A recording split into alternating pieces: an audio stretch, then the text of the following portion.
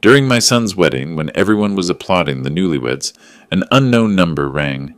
Stop this wedding! Immediately!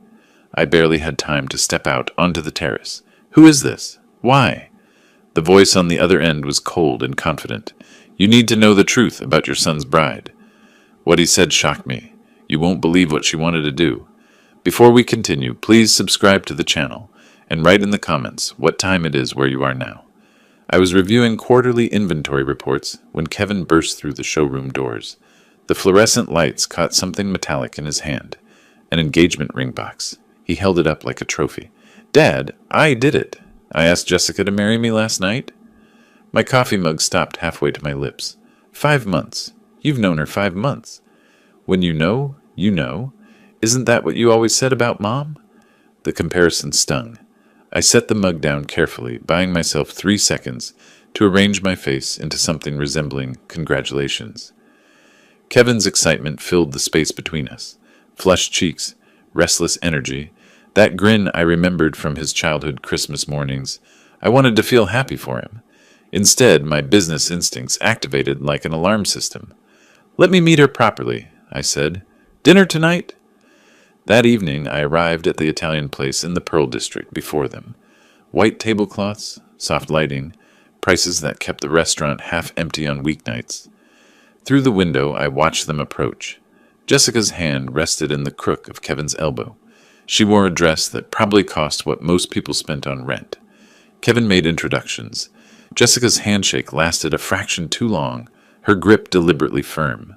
Her eyes assessed me the way I'd seen commercial buyers assess inventory, cataloging value, calculating worth. Ralph, Kevin tells me you built the business from scratch. How many locations now? 7? 8? 6 currently. We focus on quality over expansion. Smart, though with Portland's growth, seems like opportunity knocking. I ordered wine. Jessica steered every conversation topic toward business metrics. When I asked about her background, she deflected with practiced ease. Jessica, Kevin mentioned you're from Seattle originally. What brings you to Portland? Oh, you know how it is. Sometimes you need a fresh start, new city, new energy. Plus, the design scene here is incredible. Design scene. Your family still in Seattle? She touched Kevin's hand.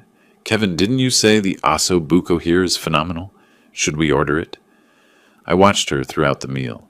When Kevin discussed emotions, she leaned toward him, all warmth and attention. When business topics arose, her posture straightened, her focus sharpened. Her fingers traced the edge of her wine glass during uncomfortable questions. A tell I catalogued for later. Kevin positioned himself between us whenever I probed too directly. His hand found her arm, reassuring, protective. He'd chosen his side already. Dessert arrived. Jessica laughed about something Kevin said, then turned that smile on me. With a family business this successful, your dad must have lawyers telling him to lock everything down tight. Prenup city, right? Kevin shifted uncomfortably. Jess, I'm teasing. We don't need that kind of thing. We trust each other completely. I said nothing. My silence expanded across the table like spilled wine. Kevin broke it. Dad, there's no rush, but... Son, there's no rush. You could wait. Get to know each other better? We are sure. Why can't you just be happy for me? Jessica touched his hand again. Your father's being protective. It's sweet, actually. The check came. I paid, made appropriate goodbyes, walked to my car in the parking structure. Inside, I sat with the engine off, hands gripping the steering wheel. Jessica's laugh echoed in my memory, warm, practiced, perfect. Too perfect. I pulled into my driveway and sat in the darkness, engine ticking as it cooled. Through 35 years of business, I'd learned to read people. The ones who asked too many questions about money while pretending they didn't care. The ones who deflected personal history while mining yours for details. The ones whose performances were just slightly too polished. I needed to know more. The question was how much time I had before Kevin made this permanent. The next 2 weeks crawled by with Jessica becoming a fixture in Kevin's apartment. I maintained my supportive father routine while cataloging every interaction, every comment that felt slightly off-key. The real test came on a Sunday morning when Kevin invited me to brunch. They arrived at my house together. Jessica surveyed the living room with an expression I recognized from customers evaluating furniture they considered beneath them. You know, Ralph, these pieces are a bit dated. When was this collection made? The 90s. Kevin jumped to defense. It's from our heritage line, classic design. Classic is one word for it. Maybe it's time for the company to embrace contemporary aesthetics. Younger buyers want different things. I poured coffee with deliberate calm. Our heritage line remains our best seller. To a specific demographic, sure. Her hand ran dismissively over the leather sofa arm. We moved to the dining table. Jessica picked at her food while discussing business strategy as if she'd already claimed ownership. Kevin's been telling me about the company structure. Seems like it could benefit from fresh eyes, modern management approaches. We've been successful for 35 years with our approach. 35 years is exactly my point. Markets evolve. After the wedding, maybe Kevin and I could review operations, suggest improvements. Kevin leaned forward enthusiastically. That's not a bad idea, Dad. Jessica has great business instincts. I'm sure she does. I waited until she excused herself to the restroom before speaking quietly. Kevin, I've been thinking. There's no rush on setting a date. Why not take some time? Enjoy being engaged. Here we go. I'm simply saying that knowing someone 5 months, 6 months by the time we get married, and you knew Mom for 4 months before you proposed. The comparison landed like a physical blow. Different circumstances. We were younger. So I'm too old to know my own mind now, Jessica returned, timing perfect. She stood behind Kevin's chair, silent, watching me with calculating eyes while my son fought her battle. You're never satisfied with my choices. Nothing I do is good enough. I set my coffee cup down carefully. That's not fair, Kevin. Mom would have liked Jessica. Mom would have been happy for me instead of finding problems with everything. The words hit exactly where he'd aimed them. Don't. Don't what? Don't point out that you've been impossible since she died? That you can't stand seeing me happy? Jessica's voice came soft, gentle. Kevin, maybe we should go. Your father needs time to think. Kevin stood abruptly. His chair scraped against hardwood, the sound sharp in the sudden tension. You know what, Dad? If you can't support this wedding, then maybe you shouldn't come. Kevin, I mean it. I'm done trying to get your approval. I'm a grown man making my own decisions. The door slammed. Through the window, I watched them walk to Kevin's car. Jessica glanced back once, her expression unreadable. I cleared the table mechanically. Plates into the dishwasher, cups rinsed, surface wiped clean. The mundane routine kept my hands busy while my mind cataloged the confrontation.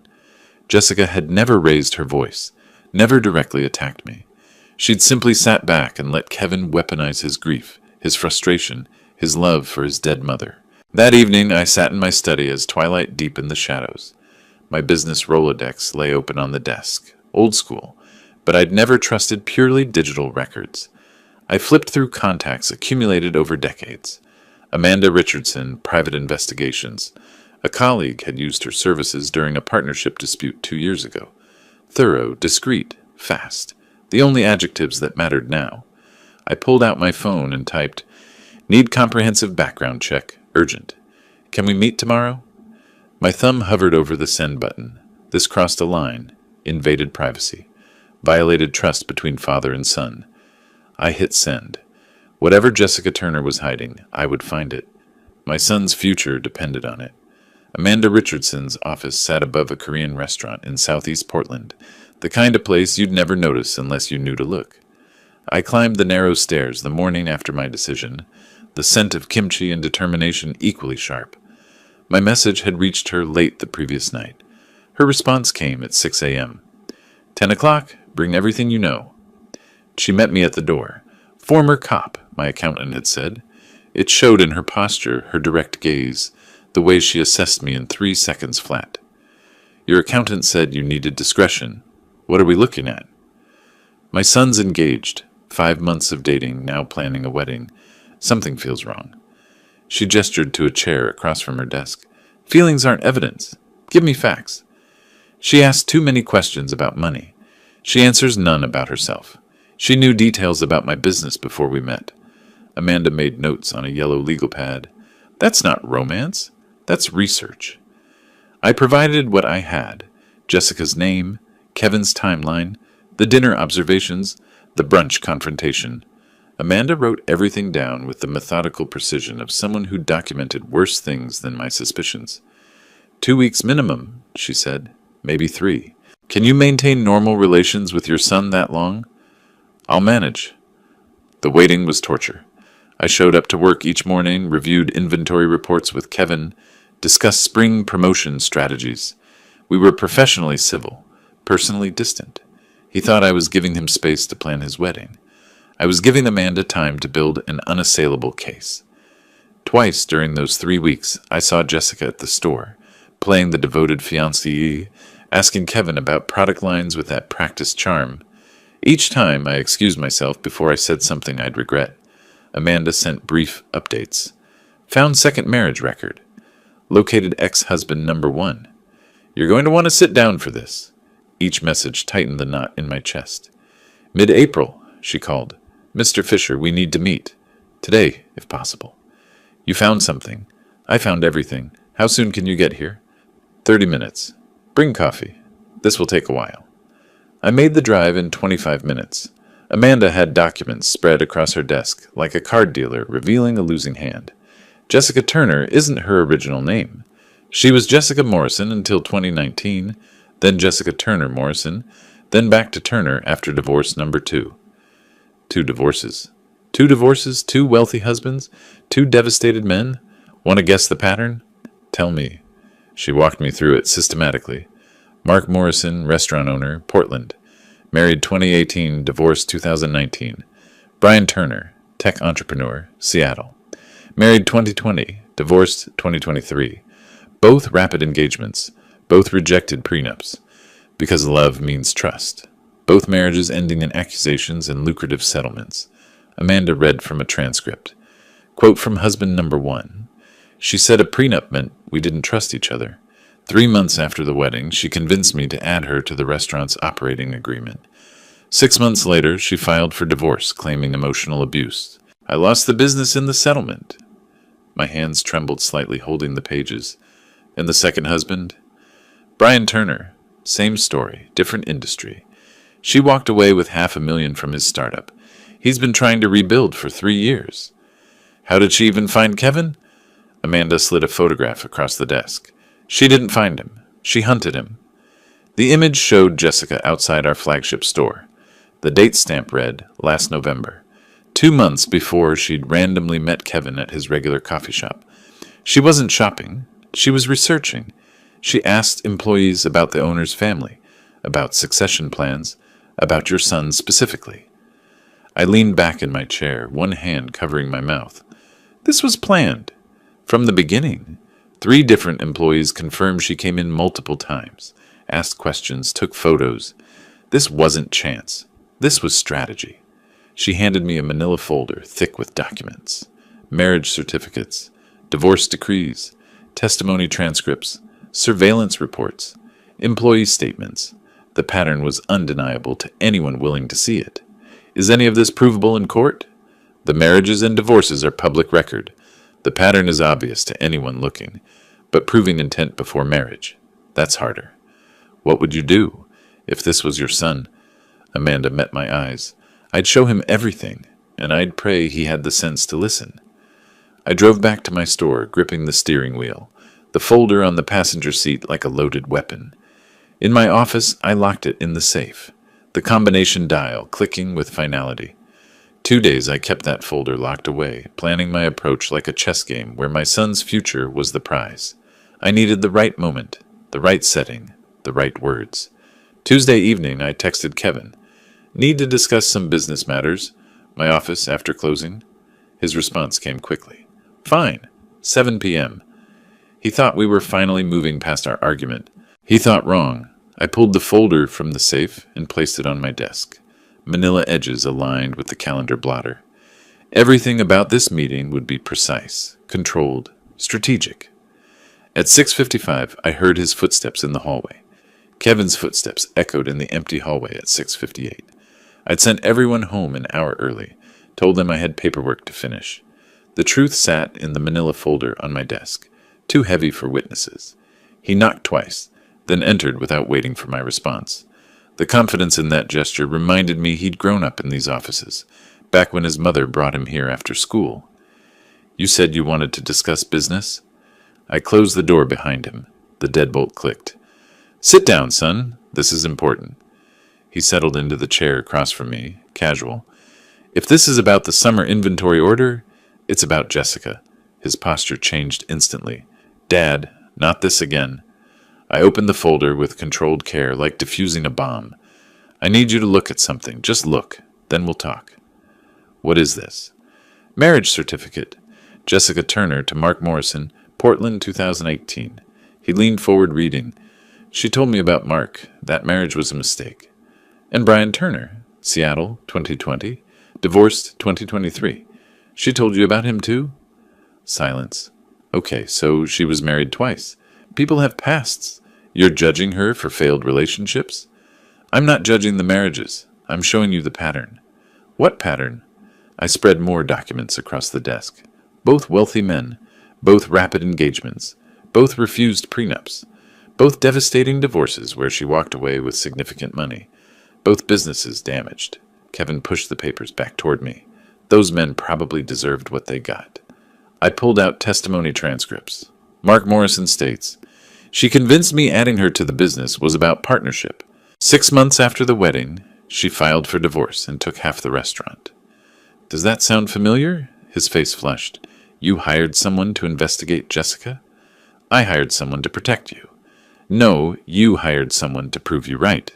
To prove I'm too stupid to choose my own life. I slid the surveillance photograph across the desk. This is our store. Last November. 2 months before she randomly met you at that coffee shop. He barely glanced at it. So what? She shopped here. We sell furniture. She wasn't shopping. She was researching. She asked employees about the owner's family, about succession plans, about you. You're making up stories to fit your narrative. 3 different employees confirmed it. It's in the report. Kevin stood abruptly, his chair rolling backward. You can't control me anymore. I'm not a child. I remained seated, trying to project calm. I'm trying to save you from making a terrible mistake. No, you're trying to control my life because you can't control your own. You've been impossible since Mom died. Don't. Do not bring your mother into this. Why not? It's the truth. You can't stand seeing me happy because you're miserable. The words hit like physical blows. I kept my voice level. Your mother would have seen through Jessica in 5 minutes. You don't get to speak for her. You don't get to use her as ammunition. I'm using facts as ammunition. Look at the evidence. I'm looking at a father who's become a stranger, someone who'd rather destroy my happiness than admit he might be wrong. He grabbed his jacket from the chair back, movements jerky with anger. I stood, desperate to reach him before he left. Kevin, please, just postpone the wedding. Give yourself time to verify. Verify what? Your paranoid theories? Your paid investigator's gossip? These are court documents, public records, testimony from, I don't care. Jessica and I are getting married in 6 weeks. You can either support that or you can stay away. Son, I mean it, Dad. If you can't be happy for me, don't come to the wedding. Don't call. Don't interfere. I'm done. You're making a mistake that could cost you everything. His hand was on the doorknob. The only mistake I made was thinking you'd changed, thinking you could let me be my own person. I love you. That's why I'm doing this. No, if you loved me, you'd trust me. The door slammed. The windows vibrated. Then silence. I stood there for several seconds before sitting down heavily. The evidence lay scattered across my desk like casualties. Kevin would tell Jessica about this conversation. She'd know I was onto her. The direct approach had failed. Worse, it had driven my son further into her arms. The silence lasted until midnight. I gathered the documents carefully, returning them to the folder with methodical precision. If Kevin wouldn't let me save him with truth, I'd have to save him another way. I picked up my phone and began typing. You're right. I've been overbearing. I'm sorry. If Jessica makes you happy, I'll support your decision. Let's talk about the wedding. The words tasted like ash, but chess players sometimes sacrifice pieces to protect the king. I hit send. Wednesday morning, I had an appointment scheduled with an attorney named Stephen Grant. If Kevin wouldn't end this engagement, I'd make sure Jessica couldn't destroy him when the marriage inevitably failed. A week of silence felt like a year. We passed each other in the office hallways with the careful distance of strangers, exchanged necessary emails about inventory and vendor contracts, maintained the fiction that Fisher's Fine Furniture could function with its two leaders barely speaking. By Friday, the tension had become unsustainable. I found myself staring at my phone, Stephen Grant's business card beside it, knowing I had a choice: let my son marry a predator while our relationship disintegrated, or swallow my pride and build a different kind of protection. I picked up the phone, put it down, picked it up again. Finally, I sent a text. "Kevin, can we talk? My office?" His response took 20 minutes. "Fine, 5 o'clock. He arrived with defensive body language, arms crossed, standing rather than sitting.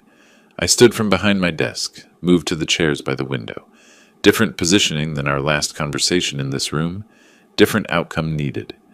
"Thank you for coming. I know this week has been difficult. If you're going to lecture me again, I'm not. I'm here to apologize." Silence. His arms stayed crossed, but I saw the surprise. I was too harsh. Maybe I was wrong. "Dad, I didn't mean—" "You meant it, and you might be right. I've been holding on too tight, trying to protect you from everything. About your mother, about me being unable to let go." Kevin's posture softened slightly. "I just want to make my own choices." "I know. And Jessica is your choice. I need to respect that." He uncrossed his arms, still didn't sit. "So you're saying you accept Jessica now?" "I'm saying everyone deserves a second chance, including me, to get to know her properly, without suspicion clouding everything. That's all I've been asking for. I want to be at your wedding, son. You're the most important person in my life. I won't let my fears cost me our relationship." He sat then. His eyes were wet. "That means everything to me." I let the moment breathe, then shifted gears carefully. "There is one thing I need to ask. It's not about trust. It's about business practice." Tension crept back into his shoulders. "What?" "A prenuptial agreement. Standard protection for family businesses. My attorney has been advising it for years, regardless of who you married. Jessica isn't after our money. Then she'll understand it's just paperwork. Protection that benefits both of you. If your marriage is strong, and I'm sure it will be, you'll never need it." Kevin studied my face. I kept it open, honest, reasonable. "You're really okay with this wedding?" "I'm okay with your happiness. If Jessica makes you happy, that's what matters." "Then I'll talk to her about the prenup. But I'm sure she'll agree. She's reasonable about business matters." "I'm sure she is. When's the date?" "Early June. 3 weeks from now. We wanted something simple but elegant. I'll be there, front row." We shook hands. Formal, but connection reestablished. After he left, I exhaled deeply, removed the mask, felt my face harden with determination. I opened my laptop and typed an email to Stephen Grant. He agreed to the prenup conversation. Draft the strongest contract Oregon law allows. 2 days later, Kevin called, excited. Jessica agreed to the prenup. She said she completely understands protecting family business. "That's wonderful, son." She said she's marrying me, not the furniture company. The prenup doesn't change anything between us. She sounds very understanding. Too understanding. She thought she could work around it. I drove downtown to Stephen Grant's office the next morning. "Your son agreed to the prenup conversation. Smart move on your part." "She agreed too quickly." "What does that tell you?" Stephen leaned back in his chair. "That she either doesn't understand contract law, or she's planning to become so integrated into the business that the prenup becomes irrelevant." "The second one. Can we prevent that?" "We can try. Let me show you some corporate structure options." The 3 weeks until the wedding moved with surreal momentum. I helped Kevin review venue contracts, discuss seating arrangements, played the role of supportive father with practiced precision. Stephen Grant drafted a prenuptial agreement that would take a team of attorneys years to penetrate. Jessica signed it without reading the details, barely glancing at the 50-page document before her elegant signature appeared on the final page. "See, Dad," Kevin said afterward, relief in his voice. "She's not what you thought." I nodded, smiled, said nothing about the corporate restructuring documents I'd signed that same morning, the ones that made it impossible for Kevin to transfer business equity without board approval. The wedding day arrived with Portland's rare early June sunshine. The ceremony took place at sunset, Portland's skyline glowing amber through floor-to-ceiling windows. I watched Kevin say his vows with that radiant certainty of young men who believe love conquers everything. Jessica wore white silk that probably cost more than some people's cars, her smile perfect and practiced. When the officiant pronounced them married, the guests erupted in applause. I clapped too, playing my part, feeling the weight of the prenup document in my mental inventory. Signed, notarized, filed. First line of defense in place. The reception swallowed us into celebration. 200 guests, flowers everywhere, a band that probably charged more per hour than most people earned in a day. I gave my toast carefully, hitting notes of love and hope without choking on the dishonesty. Kevin glowed. Jessica radiated triumph. I watched. My phone vibrated in my jacket pocket during the dancing. Unknown number. I almost ignored it, but something made me look. The insistence of the vibration felt urgent. I navigated through the crowd, found a terrace overlooking the city. The door closed behind me, muffling the music. Hello? Mr. Fisher? Ralph Fisher? Yes. Who is this? My name is Brian Morgan. You don't know me, but I was married to Jessica Turner 3 years ago. Every muscle in my body tensed. I know who you are. I know this is terrible timing. Your son just married her. But you need to hear this. I'm listening. Jessica doesn't just want divorce money. She wants your business. Explain. His voice carried the weight of experience and regret. Her pattern. It's not just about settlements. It's about ownership. She'll start slow. Suggestions about business decisions. Then she'll push your son to add her to the company structure. Co-owner, partner, whatever title sounds loving and trusting. We have a prenup. Prenups protect marital assets. If she becomes a legitimate business owner through your son's decision, that's different. That's corporate law, not family law. Cold realization washed through me. Keep talking. Once she's inside the business, she'll arrange problems. Contracts with vendors who don't deliver. Deals that look good but drain cash. She'll have people, partners, consultants, who help manufacture financial trouble. To what end? Force the company into distress. Your son panics, needs to sell assets, liquidate. She owns half the business by then. She gets half of everything. My knuckles whitened around the phone. How do you know this? Because she tried it with my startup. Smaller scale, but same strategy. I caught on before she could finish, but not before she'd damaged things significantly. Can you prove any of this? I have emails where she discussed strategy with someone. I don't know who, but the conversations are clear. Recorded phone calls. Documentation of fake vendors she tried to introduce. I kept everything after the divorce. Why are you telling me this? Why now? Because I let her get away with it. Settlement, non-disclosure agreement, moving on. I've regretted it every day. When I heard she'd married again, family business, substantial assets, I knew she'd go bigger this time. Inside, the band started playing something slow. Through the glass, I could see Kevin and Jessica dancing. I can help you if you're ready to fight. What are you proposing? Evidence sharing, coordination. I testify if needed. Whatever it takes to stop her before she destroys your son's life like she tried to destroy mine. I need to think about this. Don't think too long. She works fast once the ring is on. Here's my number. Call me when you're ready. The call ended. I stood on the terrace, gripping the railing. Portland spread out below me in geometric light patterns. Inside, my son danced with a woman who planned to systematically dismantle everything I'd built, using him as the instrument of destruction. I returned to the reception, smiled, congratulated, watched Jessica across the ballroom with new understanding. She wasn't just a gold digger, she was a demolition expert in designer heels. She caught my eye, raised her glass, smiled. She thought that she'd already won. I stayed until the last guest left, embraced Kevin while Jessica watched with that triumphant smile. The drive home took me past downtown Portland, past Stephen Grant's law office where the prenup waited in fireproof filing. Useful, but insufficient. Brian's voice played on loop. She'll arrange problems. Contracts that don't deliver. Deals that drain cash. Jessica wanted to destroy my business from the inside, using my son as the key. She'd calculated her approach perfectly, except for one variable. I pulled into my driveway and sat in darkness, phone in hand, Brian's number on screen. He'd offered evidence, coordination, testimony. an alliance between victims, past and future. I opened my contacts. Stephen Grant, Amanda Richardson, Brian Morgan. Tomorrow we'd begin building something Jessica had never faced before, a coordinated defense that would become an offense. She'd declared war on my family.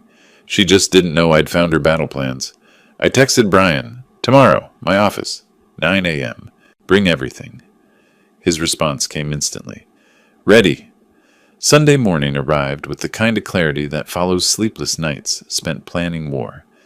Kevin and Jessica had left at dawn for a week-long honeymoon along the Oregon coast. Cannon Beach, she'd mentioned. Somewhere romantic and isolated. Perfect. I needed them gone while I assembled my team. At 9 a.m. sharp, I unlocked my office door to find Brian Morgan already waiting in the parking lot, a leather messenger bag slung over his shoulder like ammunition. "You made good time." I've been carrying these files for 3 years, waiting for a reason to use them. This is that reason. "Show me everything." He opened the bag. Documents spilled across my desk. Emails printed and highlighted. Text messages. Annotated timelines. I picked up the first page and began reading Jessica's own words. "Once he adds me to the LLC, we can start introducing the contractors. 3 months of bleeding cash, then suggests selling the flagship location." I looked up at Brian. She wrote this to someone. Her friend Danielle, I think. I never got a last name, but they discussed tactics openly. "This is premeditated fraud." "Yes, but proving it before she acts is the challenge. This evidence shows intent, not execution. Intent is enough if we're prepared when she makes her move." Brian played an audio recording on his phone, Jessica's voice discussing consultant networks, timing strategies, asset liquidation targets. My hands shook slightly as I took notes. "I need Mark Walters' number." "Your first husband?" "Yes. If the pattern's real, he'll confirm it." 20 minutes later, I had Mark on the phone. "Mr. Walters, my name is Ralph Fisher. Brian Morgan gave me your number. My son just married Jessica." A heavy sigh came through the line. "I'm sorry to hear that. I need to know what happened with your restaurant. How much time do you have? Because the answer is everything. She happened to everything." He told me his story. 6 months after the wedding, she'd convinced him to add her as co-owner. Partners in life, partners in business. Within a year, mysterious consultants had recommended disastrous expansions. Suppliers delivered inferior product at premium prices. The business hemorrhaged money. She filed for divorce, claimed half, forced him to sell. "Do you have documentation?" "Business records, divorce decree, consultant contracts, all of it. If you're building a case, I'll help." After lunch, I drove downtown to Stephen Grant's office. Brian met me there. We spread everything across Stephen's conference table. 3 men representing 3 chapters in Jessica Turner's predatory career, united by determination that there would be no 4th victim. The prenup protects marital assets, but if Kevin voluntarily makes her a business owner, we're in different legal territory. Can we prevent him from doing that? We can restructure the company so he can't act unilaterally, require board approval for any equity transfers or ownership changes. Do it, today, if possible. Already drafted. You'll need to sign and we'll file with the state immediately. I looked at the documents. Kevin will ask why the sudden corporate changes. Standard business practice. Growing companies formalize governance structures. You can present it as preparing for future expansion. Brian leaned forward. He won't question it until Jessica tells him to. By then it'll be too late. The structure will be locked. Stephen pulled out another file. If she tries this, if she gets caught attempting fraud, can we end the marriage? Oregon allows annulment for fraudulent inducement. If we can prove she married Kevin with intent to defraud the family business, yes. But the evidence standard is high. What do we need? Documentation of her pattern. Proof she researched the business before meeting Kevin. Evidence of deliberate deception. We're building that file now. They return from the honeymoon in 6 days. Stephen nodded.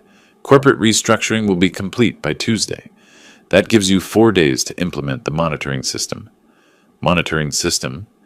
You need eyes on every business decision Kevin makes, every suggestion Jessica plants, documentation, witnesses, contemporary records. I'm spying on my own son. Brian's voice came quiet but firm. You're protecting him from a predator. There's a difference. The corporate documents filed Tuesday morning. By Wednesday, board governance structures were official state record.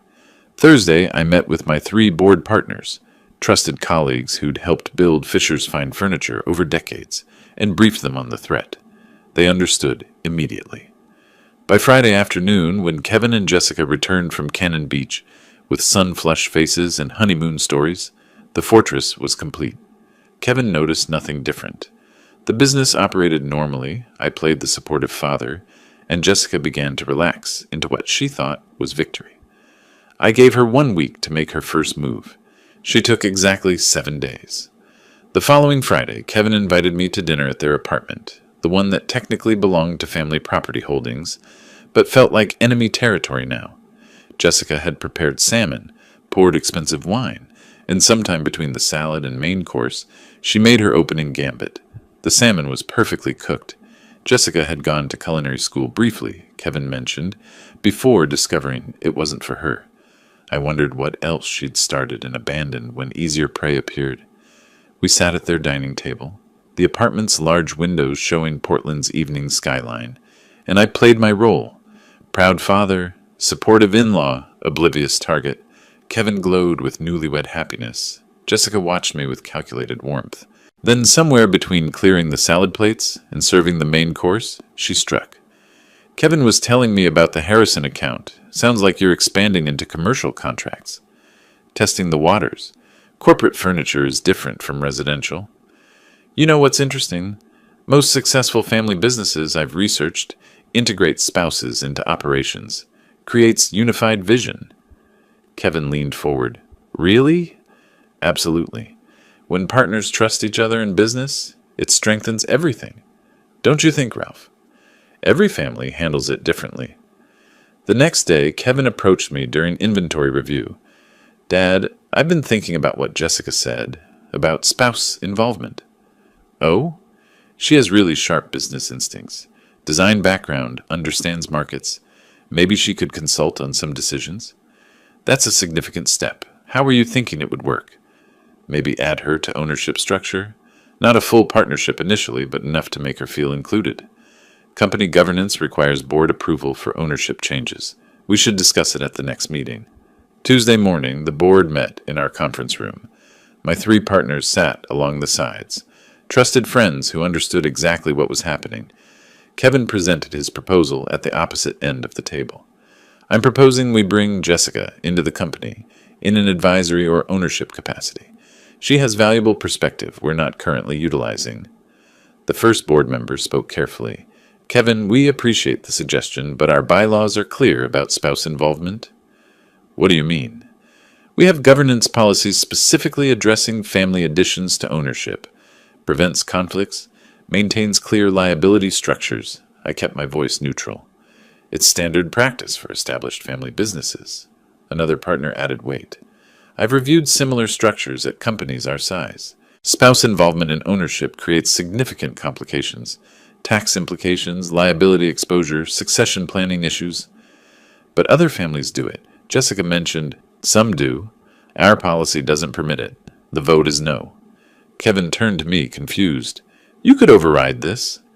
I established the board structure to make better decisions than one person. I won't undermine it now. After the meeting, Kevin's disappointment showed clearly. I don't understand. Why have these rules suddenly appeared? They've always existed. As the company grew, we formalized governance. It happened last month. Convenient timing. Kevin, the board's protecting all of us, you included. Business decisions should be business decisions, not emotional ones. Jessica's going to be upset. She was excited about contributing. If she loves you, she'll understand. That evening, during a casual visit to their apartment, I accidentally left a manila folder on the kitchen counter. Financial reports showing rising costs, supply chain pressures, shrinking margins, all carefully fabricated to suggest trouble without triggering alarm. Tuesday evening, Kevin called. Dad, I found some financial reports at my place. Did you leave them? Oh, those. Yes, must have pulled them out when I stopped by. Sorry. These numbers look concerning. Rising costs, margin pressures. Are we in trouble? Nothing alarming. Normal business fluctuations. We're adjusting. Jessica saw them. She's worried the company might not be as stable as she thought. Internal satisfaction flooded through me. Tell her not to worry. We've weathered worse. Over the next 2 weeks, Jessica's suggestions became demands. Kevin reported each one faithfully. Sell the smaller stores, liquidate inventory, reduce staffing, consider selling the business entirely. Her panic leaked through every proposal. She'd calculated her scheme based on Fisher's fine furniture being worth $8 million minimum. Now she thought it might be worth half that, and her percentage of half was barely worth the effort. I watched her unravel through Kevin's worried phone calls, dinner conversations where she pushed too hard, revealed too much urgency, showed her hand without realizing she'd stopped playing cards and started begging. The fake financial report did exactly what I'd intended, forced her to accelerate her timeline, abandon subtlety, prove Brian's warnings accurate through her own desperate actions. Wednesday afternoon, Kevin called from his apartment. His voice carried strain I hadn't heard since his mother's funeral. Dad, we need to talk. Something's wrong with Jessica. She's different. Obsessed with the business. Angry all the time. I need your advice. Finally, the mask was cracking, and my son was starting to see underneath. Jessica's desperation manifested in a man named Derek Chambers. He appeared at our offices on a Wednesday morning in early August, carrying a leather portfolio and wearing the kind of confident smile that consultants practice in mirrors. Kevin introduced him as a business strategist Jessica had found, someone who could help us navigate current market challenges. I shook his hand and knew immediately this was her accomplice, the final piece of her scheme, arriving right on schedule. Derek spread restructuring documents across our conference table. Fisher's Fine Furniture is at a critical juncture. The market data shows vulnerability that requires immediate action. What kind of action? Kevin leaned forward, worried. Restructured ownership. Bring in strategic partners, or in this case, family partners, to share risk and decision-making. You're suggesting Kevin take majority control? Kevin and Jessica as co-managing partners. You'd retain ownership stake, but operational control would transfer. I watched my son's face. He was buying it. That's quite a shift. After Derek left, Kevin approached me. Dad, he makes good points. Maybe we need fresh thinking. You've known him 3 days and you're considering restructuring a 35-year company. Jessica vetted him. He's worked with other family businesses. I'm sure he has. Kevin scheduled signing for Friday afternoon. I had 48 hours. Thursday evening, I invited him to my office. Stephen Grant waited with me, evidence folders stacked on my desk like ammunition. Thanks for coming, Kevin. I know you're scheduled to sign Derek's proposal tomorrow. That's the plan, unless you see problems with the structure. I see several problems. Stephen's here to help me explain them. Kevin noticed the attorney, his expression shifting. This feels formal. Stephen's voice came quiet but firm. It needs to be. What we're about to show you requires legal context. I opened the first folder. Surveillance photos of Jessica outside our store, dated November, 4 months before she'd randomly met Kevin. What is this? Your wife researching our business before your chance meeting. We've been through this? No. This time you'll listen, because this time I have proof you can't dismiss. For the next hour, I showed him everything. Brian's emails, Mark's testimony, Amanda's investigation, Jessica's own words in recorded conversations discussing timeline, Derek's role, exit strategy. Stephen read from one email. Quote, once the consultant presents restructuring, Kevin will convince his father. 3 months after, we start the vendor problems. 6 months, liquidation discussions. Dated 2 weeks ago. Who did she send that to? Unknown recipient. But the intent is clear. This could be fake. It's not. Brian Morgan provided it. Her second ex-husband. The man she did this to before you. I played the recording. Jessica's voice filled the office, discussing Derek's role, Ralph being voted out, the perfection of using Kevin as the instrument of his father's destruction. Kevin's hands trembled holding the pages, his face drained of color. When was this recorded? 10 days ago.